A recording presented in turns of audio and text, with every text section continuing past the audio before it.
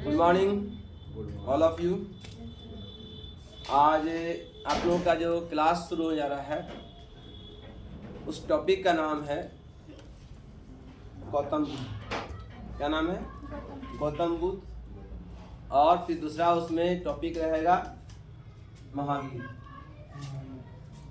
ठीक है, तो आपके चैप्टर में लेसन नंबर 4 है आपके बुक में, जिसका नाम है ना, प्राचीन काल में धर्म सुधार आंदोलन। प्राचीन काल में कई धर्म सुधार आंदोलन हुए, क्योंकि उस समय हिंदू धर्म के अंदर बहुत सारे बुरी रीति रिवाज थे। ठीक है, बहुत से ऐसे रीति रिवाज थे जो आम जनता उससे परेशान थी। ठीक है ना, तो उस आवाज़ उस को ख़त्म करने के लिए उस काल में 2 महापुरुषों का जन्म हुआ। उसमें से एक का नाम था गौतम बुद्ध, एक का नाम था गौतम बुद्ध और दूसरे का नाम था आपका महावीर। तो सबसे पहले हम लोग गौतम बुद्ध के बारे में जाने, है ना।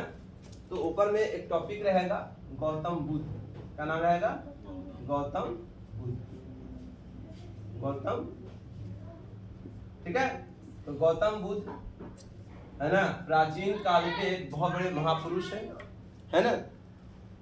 और इनके बारे में हम सब जानते हैं कि इनके नाम से ही बोध गया है, जहाँ पर महात्मा बुद्ध का प्रकाश मिला था, मोक्ष मिला था, है ना, प्रकाश मिला था। तो सबसे पहले हम लोग जानेंगे कि अब एग्जाम में भी आ सकता है, आता है भी, कि महात्मा बुद्ध या गौतम बुद्ध की जीवनी को लिखें और उसके उपदेशों का वर्णन करें। तो उस तरह से ये एग्जाम में आता है। तो ये जो टॉपिक है, इसके ज़रिए से आप अपने उस क्वेश्चन को सॉल्व कर सकते हैं, उस क्वेश्चन को हल कर सकते हैं। ठीक है, तो सबसे पहले हम लोग एक ये करेंगे, एक स्केच टाइप का बनाएंगे ताकि समझ में आ जाएगा आपको कि गौतम बुद्ध का जो जन्म हुआ था वो कब हुआ था। गौतम बुद्ध का जन्म कब हुआ था? गौतम बुद्ध का जन्म हुआ था आपके, है ना, 563 BC में। कब हुआ था? 563 BC में गौतम बुद्ध का जन्म हुआ। ठीक है, इनका जन्म हुआ था नेपाल की तराई में, है ना, नेपाल के तराई में लुम्बिनी ग्राम गांव में, है ना, नेपाल की तराई में लुम्बिनी ग्राम गांव में इसका जन्म हुआ। लुम्बिनी ग्राम गांव है, वहीं पर लुम्बिनी ग्राम गांव में इनका जन्म हुआ। ठीक है, तो आप सवाल आपसे होगा कि महात्मा बुद्ध का जन्म कहाँ हुआ था? तो क्या बोलिएगा? 563 BC में, 563 BC में नेपाल की तराई में लुम्बिनी ग्राम गांव में इनका जन्म हुआ था, है ना, जो कपिलवस्तु का जंगल कहलाता है। कपिलवस्तु का जंगल कहलाता है, जो वर्तमान में ये नेपाल में, पहले वो बिहार में था। ठीक है, इनके पिता का नाम शुद्धोधन था। इनके पिता का नाम शुद्धोधन था। क्या नाम था? पिता का नाम क्या था? फादर्स ने पिता का नाम शुद्धोधन था। शुद्धोधन, ठीक है, शुद्धोधन था। और माता का नाम महामाया था। माता का नाम क्या था? माता का नाम महामाया। ठीक है, लेकिन जब ये 6 दिन के थे, 6 या 8 दिन के, है ना, माता का नाम 7वें दिन, जब ये 7 दिन के थे, है ना, मतलब बचपन पैदा होने के बाद ही 7वें दिन जो है माता का देहांत हो गया। उनके माता का देहांत हो गया, यानी महामाया का देहांत हो गया, है ना, 7 दिन बाद। तो उसके बाद जो है इनकी जो मौसी थी, है ना, इनकी जो मौसी थी, मौसी का नाम था महाप्रजापति गौतमी। क्या नाम था? उन्होंने उसको पाल पोस के बड़ा किया। पाल पोस करके, यानी उन्होंने ही माता के रूप में उसका देखभाल किया। किनका? महात्मा बुद्ध का। उनके पिता जो थे क्षत्रिय परिवार से थे, क्षत्रिय राजा थे, नेपाल के राजा थे, है ना। ठीक है, उनका लालन पालन किसने किया? पालन पोषण किसने किया? उनकी मौसी ने। क्या नाम था उनका? महाप्रजापति गौतमी ने उनको पाल पोस के बड़ा किया। बड़े बड़े विद्वान उस समय थे, भविष्यवाणी किया था इनके बारे में कि ये आने वाले दिनों में या तो एक चक्रवर्ती सम्राट बनेगा, चक्रवर्ती राजा बनेगा, या तो एक महान सन्यासी बनेगा। ठीक है, क्लियर हो गया। और ये अपने परिवार में अपने पिता के इकलौते बेटे थे, है ना। हालांकि एक भाई भी था इनका, बात है ना, कहीं पर आता है कि इनका भाई भी था, लेकिन ये बहुत सुंदर, ये शुरू में ही प्रारंभ में ही ये बहुत शांत मिजाज के थे। क्या थे? शांत में प्रिय रहते। और कहता है जिसको कभी भगवान जो है यानी ईश्वर जिसको चुनना होता है बड़े काम के लिए, तो उसको उस मिजाज का बना देता है। तो ये बड़े शांत मिजाज के थे, है ना, हमेशा शांत रहते थे और हमेशा चिंतन मुद्रा में रहते थे, है ना, चिंतन मुद्रा में रहते थे, हमेशा चिंतन मुद्रा में रहते थे। चिंतन मुद्रा में रहने के कारण जो है इनके पिता बड़े चिंतित थे कि ऐसा करो कि इससे शादी कर लो। तो बहुत कम ही आयु में 16 साल की जब आयु इनकी थी, 16 साल की आयु में इनकी शादी कर दी गई। इनके पत्नी का नाम था यशोधरा। पत्नी का नाम क्या था? यशोधरा। क्या नाम था? यशोधरा। ये बहुत सुंदर युवती थी, बहुत सुंदर थी, है ना, ताकि पत्नी के मोह माया में रह करके ये अपना गृहस्थ जीवन अच्छे से गुजारे, इसलिए पिता ने उनकी शादी कर दी। बहुत सी किताबों में इनके लिए बहुत पैलेसियल बिल्डिंग, बहुत बड़ा भवन भी बनाया था इनके लिए, यानी ताकि इनको शौकत से जिंदगी गुजार सके, अपने शान से जिंदगी गुजार सके। ये गौतम बुद्ध के बारे में उन्होंने उनके पिता ने बहुत सारा काम किया था, लेकिन फिर भी उनको मन नहीं लगा। जिसको बड़े काम के लिए चुन लिया जाता है, तो फिर भी जो है उसको कितनों बड़ा दे दीजिए, धन दौलत दे दीजिए, उनको मोह माया दे दीजिए, कुछ भी उनको मन नहीं लगता था। हालांकि इनका एक पुत्र भी हुआ जिनका नाम था राहुल। क्या नाम था? राहुल। ठीक है, क्या पिता का नाम था या बेटा का नाम था? एक पुत्र हुआ राहुल, लेकिन फिर भी मन नहीं लगा इनको, फिर भी मन नहीं लगा और कुछ घटनाओं ने इनकी जिंदगी बदल डाली। ठीक है, क्योंकि अक्सर ये जो है अपने घोड़े पर, अपने चैरियट पर, अपने जिसको बोलते हैं ना घोड़ा गाड़ी, है ना, अपने जो है चैरियट पर जो है अपने घोड़े गाड़ी पर वो जाते थे घूमने के लिए। तो सारथी आगे घोड़ा चलाता था, है ना, और पीछे बैठे रहते थे। तो 3 घटनाओं ने इनकी जिंदगी बदल दी। 4 घटनाओं ने इनकी जिंदगी बदल दी। और इनके ये पूरे शांत मुद्रा में सोचने लगे जिंदगी के बारे में कि जीवन में इंसान पैदा क्यों होता है। वो 4 घटनाएं क्या थी? उन्होंने एक बूढ़ा आदमी को देखा। क्या? एक ओल्ड जर्जर शरीर, है ना, दुबला पतला, चमड़ा उखड़ा हुआ, चमड़ा पूरा सटा हुआ, एकदम दुबला पतला आदमी देखा। तो इनके मन में ख्याल आया, पूछा इसे क्या हो गया? बोला बूढ़ा हो गया, कुछ दिन के बाद मर जाएगा, है ना। फिर अगला जो है एक व्यक्ति को देखा जो बहुत रोगी था, पूरा रोगग्रस्त था, है ना, उसको देखा। फिर उसके बाद जो है एक बार उसने देखा एक व्यक्ति को जो मर गया था, है ना, मरा हुआ आदमी को देखा। तो कहा इसे क्या हो, मर गया, अब इसकी डेड बॉडी हो गई, अब जला दिया जाएगा इसको, है ना। फिर उसके बाद उसने सन्यासी को देखा। तो इन घटनाओं से उनको समझ में आया इनको कि ऐसा क्यों होता है, दुनिया में इंसान आया क्यों है, दुनिया में इंसान क्यों पैदा हुआ है। जब उसको आना है, आने के बाद उसको बूढ़ा हो जाना है, उसको मर जाना है ना, उसको रोग पकड़ लेता है। तो दुनिया में वो आया क्यों है, किस लिए आया, वो क्या मकसद आने का है। ये बहुत सारे ख्यालात, बहुत सारे उनकी सोच विचार करते रहे, है ना।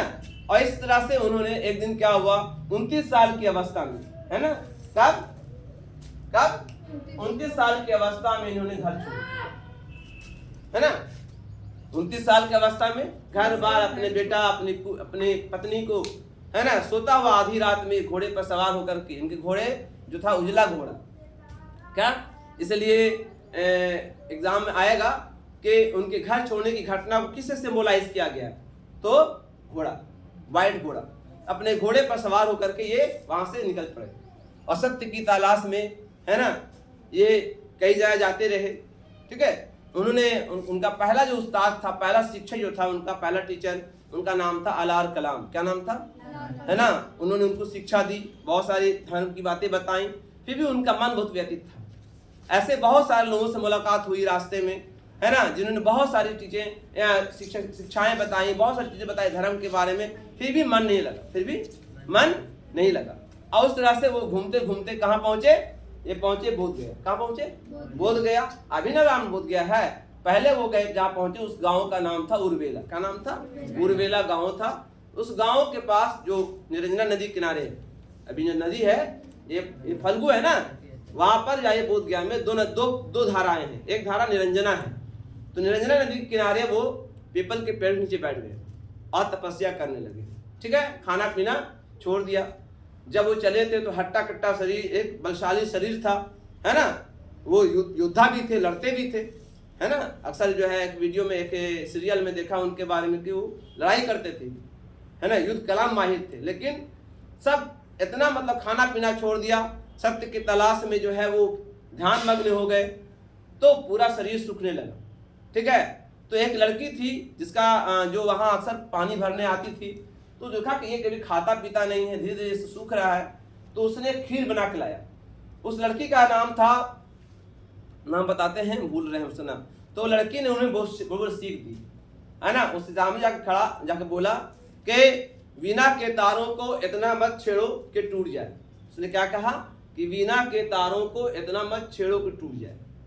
वीणा बाजा होता है, उसमें तार होता है, वही बजता है, तो वीणा के तारों को इतना मत छेड़ो के टूट जाए। ये उसने एक शब्द कहा शरीर एक वीणा की तरह है, शरीर एक वीणा की तरह है, इसको इतना मत दुख दो कि तुम्हारा वो मकसद पूरा ना हो सके, है ना। जब शरीर ही मर जाएगा तो फिर तुम जिस मकसद से तुम मेडिटेशन कर रहे हो, ध्यान मग्न हो, आराधना कर रहे हो, साधना कर रहे हो, उससे तुमका मकसद खत्म हो जाएगा। फिर उसने उनसे खाना शुरू किया। उस दिन उनका एक शब्द, उन्होंने एक अपना ज्ञान दिया, मध्यम प्रतिपदा। मध्यम प्रतिपदा का नाम दिया गया, मध्यम प्रतिपदा। समझाया, क्या नाम दिया गया? मध्यम प्रतिपदा, यानी मध्यम रास्ता अपनाओ। मध्यम, है ना, न अधिक जो है ऐसा एकदम ध्यान मग्न हो जाओ कि घर बार छोड़ दो, अब ऐसा ना हो कि एकदम दुनिया में इतना लीन हो जाओ कि भगवान छोड़ दो। यानी दोनों में से कोई एक ना काम नहीं करना, है ना। ऐसे में ये बताया इन्होंने, क्या बताया कि घर बार भी नहीं छोड़ो और धर्म भी नहीं छोड़ो, मध्यम प्रतिपदा। उसके बाद जो है 36 साल की अवस्था में, है ना, 29 साल की अवस्था में घर छोड़ा और 35 साल की अवस्था में इनको ज्ञान की प्राप्ति हुई। क्या हो गई? जब 35 साल के हुए तो उस समय उनको ज्ञान की प्राप्ति हुई, है ना। इसको कहते हैं संबोधि। क्या बोलते हैं? संबोधि बोलते हैं, है ना। इसी के नाम पर संबोधि रिजॉर्ट है वहां। ठीक है, तो संबोधि का मतलब होता है ज्ञान की प्राप्ति, ज्ञान की। महात्मा बुद्ध ने घर कब छोड़ा? कहाँ घर छोड़ा? घर छोड़ने की घटना को कहते हैं महाभिनिष्क्रमण। महाभिनिष्क्रमण का नाम उसका है निष्क्रमण। महात्मा बुद्ध घर छोड़ने की घटना का बोलते हैं महाभिनिष्क्रमण। और महात्मा बुद्ध ज्ञान की प्राप्ति क्या कहते हैं? संबोधि कहते हैं। क्या कहते हैं हम लोग? संबोधि। उसके बाद वहां से चले, ज्ञान की प्राप्ति हो गई और ये चले प्रचार करने लगे, अपने धर्म का प्रचार, लोगों से मिलने लगे। तो सबसे पहले जो है उनके, है ना, हाथ पर 5 पंडितों ने बौद्ध धर्म स्वीकार किया। कौन कौन? 5 पंडितों ने बौद्ध धर्म स्वीकार किया। उसको कहते हैं धर्म चक्र परिवर्तन। और ये घटना कहाँ हुई? सारनाथ में। कहाँ हुई? सारनाथ पहुंचे। सारनाथ में 5 पंडित उनसे मिले और पांचों पंडितों ने उनके धर्म को स्वीकार किया। वो 5 पंडित कौन थे? वप्पा, भादिया, अस्सागी, महानामा और कौंडन्या। कौन था? कौंडन्या, वप्पा, भादिया, महानामा और सागी। ये 5 पंडित थे। ये पांचों पंडितों ने बौद्ध धर्म स्वीकार कर लिया। इनका पहला ये पहला इनका सफलता था। इनकी पहली सफलता को नाम दिया गया, है ना, धर्म चक्र परिवर्तन। क्या नाम दिया गया? धर्म चक्र परिवर्तन। ठीक है, तो पहली घटना क्या बताया मैंने? महाभिनिष्क्रमण, महात्मा बुद्ध के घर छोड़ने की घटना को बोलते हैं। दूसरी घटना जो है 35 साल की अवस्था में ज्ञान की प्राप्ति हुई, उसको संबोधि कहते हैं। तीसरी घटना जो सबसे पहले 5 पंडितों ने उनके बौद्ध धर्म को स्वीकार कर लिया, तो उसको क्या बोलते हैं? धर्म चक्र परिवर्तन बोलते हैं। उसके बाद उन्हें धर्म का प्रचार करना शुरू किया। बड़े बड़े राजा ने धर्म स्वीकार कर लिया, है ना, बड़े बड़े राजाओं ने धर्म को स्वीकार कर लिया। क्लियर हो गया? उसके बाद जो है ये धर्म का प्रचार करते करते कई अमीर लोग, है ना, व्यापारी वर्ग के लोग, सभी लोगों ने धर्म का स्वीकार किया उस समय। और इनका धर्म बहुत तेजी से बढ़ने लगा, बहुत दिन से प्रचार होने, समझिए कि एक्सपैंड करने लगा। ठीक है, उसके बाद जो है ये जो है अंतिम दिनों में ये जो है इनको 80 साल की अवस्था में इनकी पहले पावापुरी गए।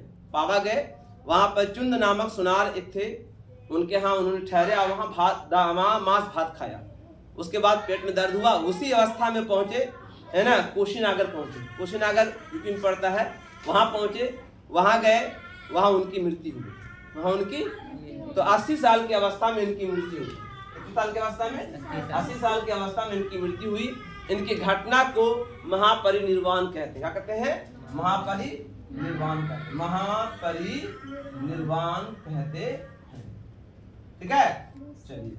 तो आपने देखा कि महात्मा बुद्ध का जन्म कहाँ हुआ था? नेपाल की तराई में कपिलवस्तु के जंगल में लुम्बिनी ग्राम गांव में। कब हुआ था? 563 बीसी में। माता का नाम महामाया, पिता का नाम शुद्धोधन और उनका अपना नाम सिद्धार्थ था। सॉरी, बोलना भूल गए। उनका अपना नाम क्या था? बचपन का नाम सिद्धार्थ था। क्या नाम था? लेकिन माँ की मृत्यु के बाद उनके खाला ने पाल पोस के बड़ा किया। क्या नाम था उनका? महाप्रजापति गौतमी, है ना, महाप्रजापति गौतमी। और शादी किससे हुआ था? यशोधरा से। किससे हुआ था? यशोधरा से शादी हुआ था। बेटा का नाम क्या था? राहुल। समझ आ गया? क्लियर हो गया? कब ज्ञान की प्राप्ति हुई इनको? घर कब छोड़े? 29 साल की अवस्था में। 35 साल की अवस्था में कहाँ पहुंचे? बोध गया गया। बोध गया में ज्ञान की प्राप्ति हुई, पीपल के पेड़ के नीचे। पीपल के नदी का नाम निरंजना, नदी का नाम निरंजना। ठीक है, आज बोध गया। और गांव का नाम उर्वेला, गांव का नाम उर्वेला। क्लियर हो गया? समझे? उसके बाद जो है जब ज्ञान की प्राप्ति हुई तो कहाँ गए? सारनाथ गए। सारनाथ में 5 पंडितों ने उन्हें ज्ञान की प्राप्ति, उनसे धर्म स्वीकार कर लिया। उन्हें क्या कहते हैं? धर्मचक्र प्रवर्तन कहते हैं। और 80 साल की अवस्था में क्या उनकी मृत्यु हो गई? कहाँ हुई? कुशीनगर में। कहाँ हुई? पहले तो पावापुरी गए, पावा गए, वहां से फिर वह कहाँ चले गए? कुशीनगर गए, वहां उनको मृत्यु हो गई और उनकी जो है समाधि वहीं है। ठीक है, क्लियर हो गया? अब आइए उनके शिक्षाएं क्या हैं? उनकी शिक्षाएं। तब महात्मा बुद्ध की शिक्षाएं देख लेते हैं हम लोग, क्या क्या उन्होंने शिक्षा दिया महात्मा बुद्ध ने। ठीक है, कहते हैं महात्मा बुद्ध के सिद्धांत और शिक्षाएं। किसी भी महापुरुष के जो जीवनी है वो अलग है, समझे? जीवनी जो है वो अलग है और शिक्षा अलग चीज है ना। शिक्षा हो सकता है पहले एग्जाम में शिक्षा खाली आ जाए, हो सकता है जीवनी आ जाए, हो सकता है दोनों आ जाए, तो दोनों पढ़िए। क्या पढ़िए? समझ रहा है? तो सबसे पहले आप शिक्षा में उन्होंने बात कही थी, है ना। सबसे पहले बात किया था उन्होंने 4 आर्य सत्य। पहली शिक्षा उनको थी 4 आर्य सत्य। 4 आर्य सत्य का मतलब फोर फोल्ड ट्रूथ, अंग्रेजी में बोलते हैं उसको, 4 फोल्ड ट्रूथ। 4 आर्य सत्य क्या है? दुनिया के ये सब जानता है कि ये सत्य है कि दुनिया में दुख है। पहला सत्य क्या है? दुनिया में दुख है। दुख है कि नहीं? है ना। कोई भी आदमी नहीं बोलेगा कि हम दुखी नहीं है, है ना। दुनिया में कोई आदमी सुखी है ये नहीं, चाहे वो करोड़पति, अरबपति, चाहे कुछ भी हो, वो सुखी है ना। किसी की पत्नी से किसी को प्रॉब्लम है, किसी को घर के वालों से प्रॉब्लम है, किसी को बाहर वाले से प्रॉब्लम है ना, है ना। हर आदमी का अपना अपना समस्या है, समझे। तो दुनिया में पहला क्या है? दुख है। और एक दुख का कारण है, दुख का एक कारण है ना। दुख का कारण क्या है? तीसरा बताया, दुख का कारण है लालच। अगर लालच खत्म हो जाएगा दुनिया में दुख खत्म हो जाएगा। अगर ये सब इंसान की जिंदगी से निकल जाए, दुख, ये लालच, तो सब खत्म। लालच नहीं रहेगा तो 2 रोटी खाओगे, संतुष्ट रहोगे। और लालच रहेगा तो आप खाओगे और दूसरा देखोगे, अरे बाप रे कितना अच्छा कपड़ा पहना हुआ, कितना अच्छा जेवर पहना हुआ। अब रात भर सोचते रहोगे, फिर पत्नी से लड़ोगे, फिर पति से लड़ोगे, हमरा सिलवा दीजिए, हमरा कर दीजिए। अभी देखो होगा कितना लड़ाई, रोजा में कितना लड़ाई होगा पति पत्नी में। तो बोल रहे हैं। और दुख कैसे खत्म होगा? दुख निरोध क्या है? लालच छोड़ दो। क्या होता है? और लालच ऐसी चीज है कि बुढ़ों को नहीं छोड़ता है। तो लालच कभी निकल सकता है? लालच इंसान कभी निकल सकता है। कब? या तो तुम्हारी मौत आ जाएगी तब खत्म हो जाएगा लालच, या तो दुनिया में इतनी तपस्या कर लो कि दुनिया की चीजों की अहमियत तुम्हारे दिल में न रहे, तो तुम्हारा लालच खत्म हो जाएगा। तो कहा दुख निरोध क्या है? लालच छोड़ दो, दुख निरोध हो जाएगा तुम्हारा। ठीक है, ये 4 आर्य सत्य है जो दुनिया के सब कोई, हर धर्म जानता है। हर धर्म में बताया गया लालच बुरी बला है। आया था लालच, अब ये कैसे आएगा? तो उन्होंने बताया कि इसके लिए 8 तपस्या करना पड़ेगा, 8 प्रैक्टिस करना पड़ेगा, 8 काम करना पड़ेगा, जिसको नाम दिया गया अष्टांगिक मार्ग। क्या नाम दिया गया? पहला ये बताया उन्होंने अष्टांगिक मार्ग में कि पहला ये बताया गया कि सम्यक दृष्टि। सम्यक मतलब अच्छी दृष्टि रखो, हर चीज को पॉजिटिव सोचो, निगेटिव सोचोगे तो क्या होगा? और टेंशन। सुनना यार है, खाली लिखा रहा पूरा बंद करने के बाद वीडियो तुम धो देते हैं, तुम्हारा होलिया खिलवा देता है ऐसे से। तो पहला है कि आप अच्छी दृष्टि रखो, हर चीज के सामने पॉजिटिव, निगेटिव रखोगे दुख हो जाएगा, है ना। नंबर 2 है सम्यक वाणी, अच्छी वाणी बोली, मीठी वाणी, है ना। तो मीठी बोली बोलिए मन का आपा खोए, औरों को शीतल करे खुद भी शीतल हो, है ना। ऐसे में तो मीठी बोली बोलिए। नंबर 3 है, नंबर 4 है सम्यक संकल्प। अच्छा मतलब संकल्प लीजिए, किसी चीज को रिमाइंड कीजिए, है ना। सम्यक संकल्प, सम्यक संकल्प में कहा गया कि भौतिक वस्तु से दुर्भावना से दूर रही भैया, है ना। क्योंकि दुनिया में लड़ाई किस चीज हो रहा है? वो अच्छा खा रहा हम का नहीं खा रहे, वो अच्छा पहन रहे हम का नहीं पहन रहे। तो इन्होंने कहा सम्यक संकल्प और सम्यक कर्म, अच्छे कर्म करो, है ना। और सम्यक आजीव, सही से पैसा कमाओ, हराम पैसा नहीं कमाओ, चोरी के डकैती के उसका छीन छोड़ करके। तो सम्यक कर्म, ऐसे कर्म करो।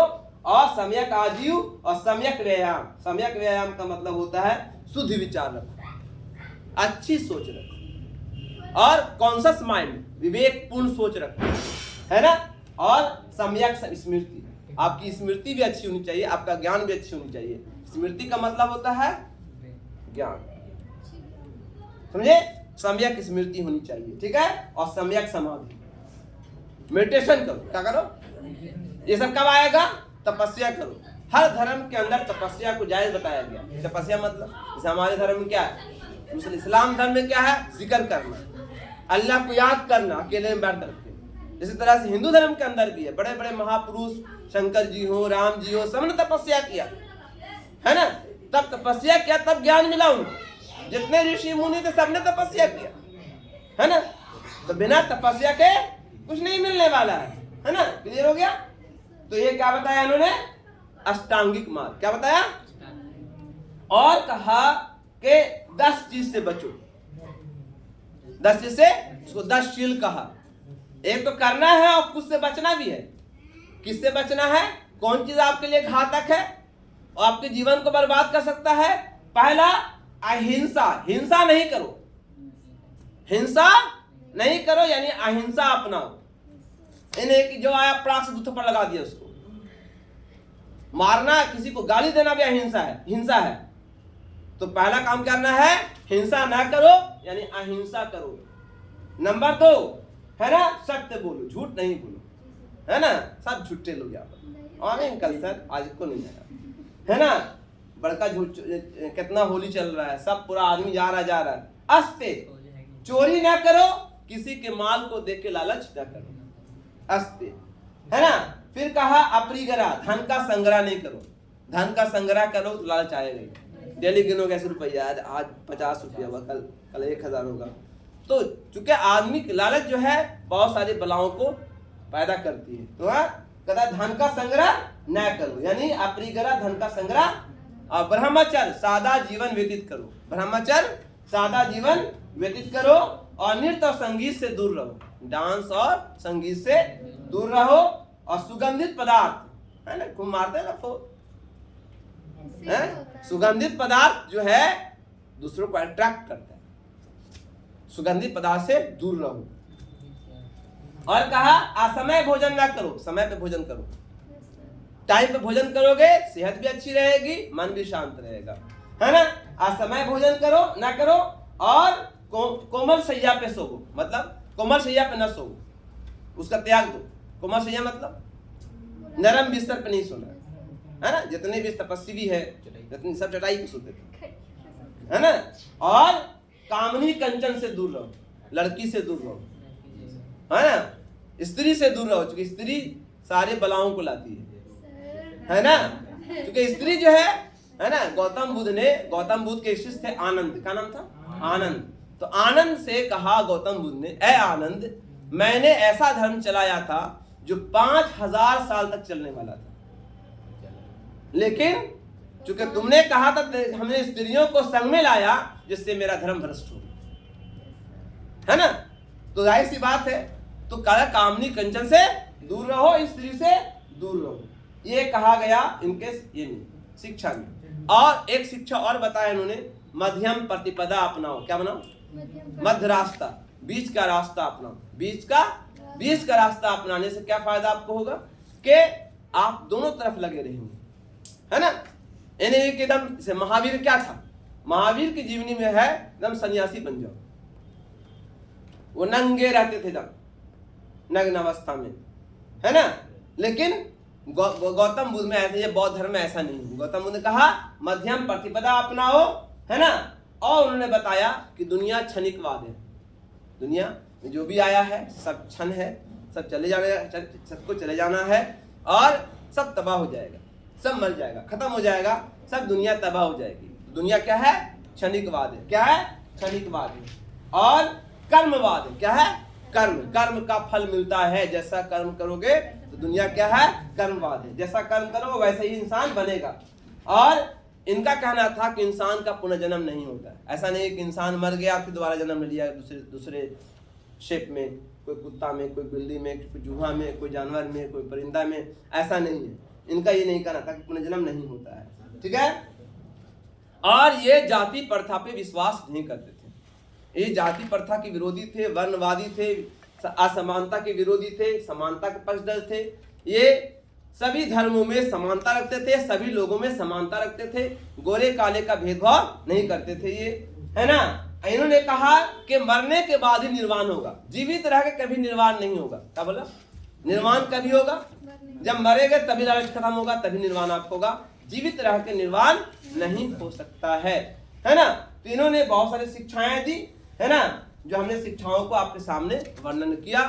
तो ये गौतम बुद्ध की जीवनी और उनके उपदेश थे, जो एक आप सब जो है जितने भी इंटर के बच्चे हैं, यहाँ तक बीए के बच्चे भी अगर हैं, तो उनके लिए बहुत ही इम्पोर्टेंट ये लेसन है, और ये बहुत इम्पोर्टेंट वीडियो है। आप सभी सुनिए, सुनने से आपको बहुत ही लाभ होगा, और इंसान को सुनने से बहुत लाभ होता है। तो यहीं पर ये वीडियो खत्म करते हैं, है ना। अस्सलाम वालेकुम, गुड मॉर्निंग, हाँ, धन्यवाद, और जय हिंद, जय भारत। इस वीडियो को आप सब्सक्राइब कीजिए, लाइक कीजिए, और दूसरे के सामने शेयर कीजिए, क्योंकि उनको भी फायदा हो जाए।